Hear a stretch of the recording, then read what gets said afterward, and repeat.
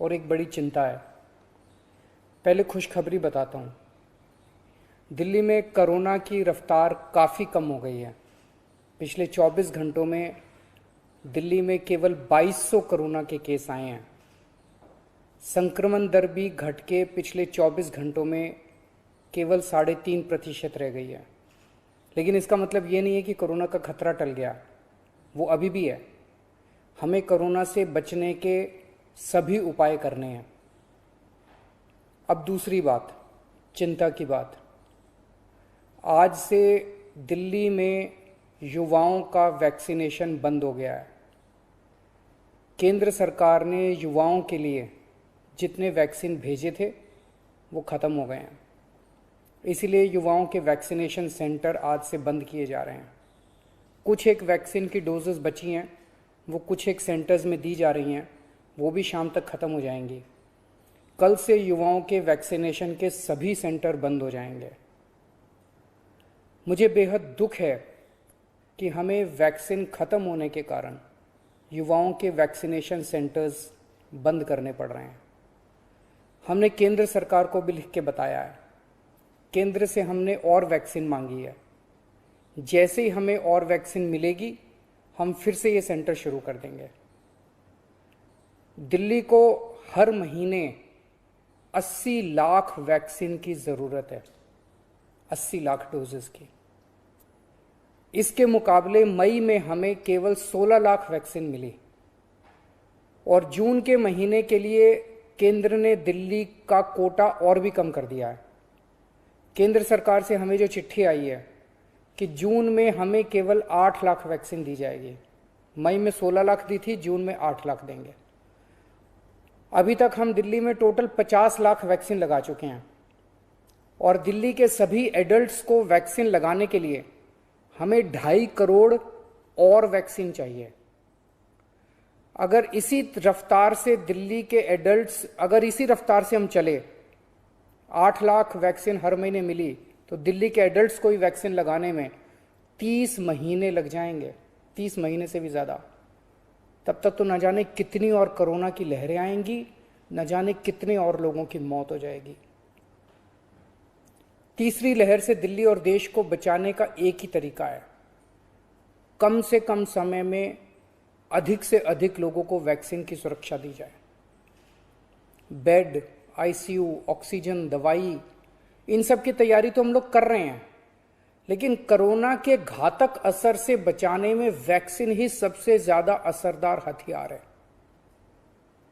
Vaccine की कमी केवल सरकार की चिंता नहीं है, आम आदमी भी वैक्सीन के इस संकट से बहुत डरा हुआ है। कल एक अम्मा का फोन आया, बोली मुझे और मेरे बेटे को वैक्सीन लगवानी है। मैंने पूछा अम्मा कितनी उम्र है दोनों की? बोली मेरी उम्र 65 साल है, मेरे बेटे की उम्र 35 साल। मैंने कहा अम्मा युवाओं की वैक्सीन तो खत्म हो गई, आपको लगवा दूंगा। थोड़ा सोच के बोली अच्छा मेरे वाली वैक्सीन मेरे बेटे को लगवा दे, वो नौकरी के लिए घर से बाहर जाता है, मैं तो बूढ़ी हो गई, उसे तो आगे परिवार भी संभालना है, इसलिए उसका सुरक्षित रहना जरूरी है। ये सुन के दिल में बहुत पीड़ा हुई। आज वैक्सीन की कमी की वजह से देश में बेहद मुश्किल हालात पैदा हो गए।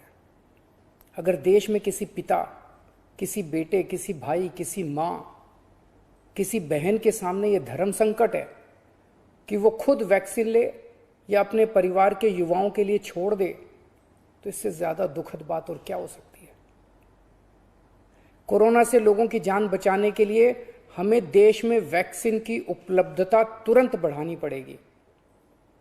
इसके लिए केंद्र सरकार को मेरे 4 सुझाव हैं। पहला, भारतीय बायोटेक कंपनी जो कोवैक्सीन बनाती है, वो अपनी वैक्सीन का फॉर्मूला दूसरी कंपनियों को देने को तैयार हो गई है। देश में वैक्सीन बनाने वाली ढेरों कंपनियां हैं। केंद्र सरकार तुरंत उन सभी कंपनियों को बुलाए और उन्हें आदेश दे, उनसे रिक्वेस्ट ना करे, उन्हें आदेश दे कि वे सभी कंपनियां युद्ध स्तर पर समयबद्ध तरीके से वैक्सीन बनाना तुरंत चालू करें। मैं पूरी विनम्रता से कहना चाहता हूं कि इन सभी कंपनियों को अगले 24 घंटे में बुलाकर ये आदेश दिए जाएं। मेरी बात को अन्यथा ना लिया जाए। इस वक्त एक एक दिन कीमती है, इसलिए मैं ये बात कह रहा हूं। दूसरा सुझाव, सभी विदेशी वैक्सीन, जितनी विदेशी वैक्सीन है उनको भारत में इस्तेमाल करने की तुरंत इजाजत दी जाए। ये भी 24 घंटे में होना चाहिए, इसमें भी बिल्कुल देरी ना की जाए। और विदेशी वैक्सीन के जितने निर्माता हैं उनसे भारत सरकार बात करे। अभी भारत सरकार ने राज्यों पे छोड़ दिया कि स्टेट्स बात करें, हर राज्य अपने अपने स्तर पे विदेशी कंपनी वालों से बात करे। ये कोई अच्छा लगता है? भारत के 36 राज्य और यूनियन टेरिटरी हर कंपनी के सामने जाके आपस में लड़ रहे हैं। महाराष्ट्र हरियाणा से लड़ रहा है, हरियाणा दिल्ली से लड़ रहा है, आपस में लड़ रहे हैं सारे इन कंपनियों के सामने। इससे विदेशों में भारत की क्या छवि बन रही है? भारत सरकार उनसे खरीदेगी तो ये कंपनियां भारत सरकार को बहुत ज्यादा गंभीरता से लेंगी, और फिर भारत सरकार तो सीधे इन कंपनियों के देशों की सरकारों से बात कर सकती है ना। और भारत सरकार जब इन कंपनियों से बात करेगी तो भारत सरकार तो कई 100 करोड़ की वैक्सीन खरीदने की बात करेगी, तो जाहिर है ये कंपनियां भारत सरकार से कहीं ज्यादा अच्छे से बात करेंगी। तो भारत सरकार को इनसे वैक्सीन खरीद के राज्यों में बांट देनी चाहिए। तीसरा सुझाव, कुछ देश ऐसे हैं, पढ़ने में आ रहा है मीडिया में, कि जिन्होंने जरूरत से ज्यादा वैक्सीन जमा कर रखी है। उनकी जनसंख्या जितनी है उसके हिसाब से उनको जितनी वैक्सीन चाहिए उससे कहीं ज्यादा वैक्सीन वो स्टोर करके बैठे हैं। उनसे भारत सरकार को वैक्सीन लेने के लिए गुजारिश करनी चाहिए, प्रार्थना करनी चाहिए। और चौथा सुझाव, ये जितने विदेशी कंपनियां वैक्सीन उत्पादक हैं उन्हें भारत में वैक्सीन उत्पादन करने की भी तुरंत अनुमति दी जाए। अंत में मेरा केंद्र सरकार से यही अनुरोध है कि दिल्ली को तुरंत वैक्सीन उपलब्ध करवाई जाए ताकि हम फिर से वैक्सीन लगाना चालू करें, अपने वैक्सीनेशन सेंटर खोलें और दिल्ली का वैक्सीन का कोटा भी बढ़ाया जाए। कोरोना की इस लहर में सबसे ज़्यादा युवा जिंदगियों का नुकसान हुआ है, युवाओं की मौत हुई है, और दिल्ली में इस वक्त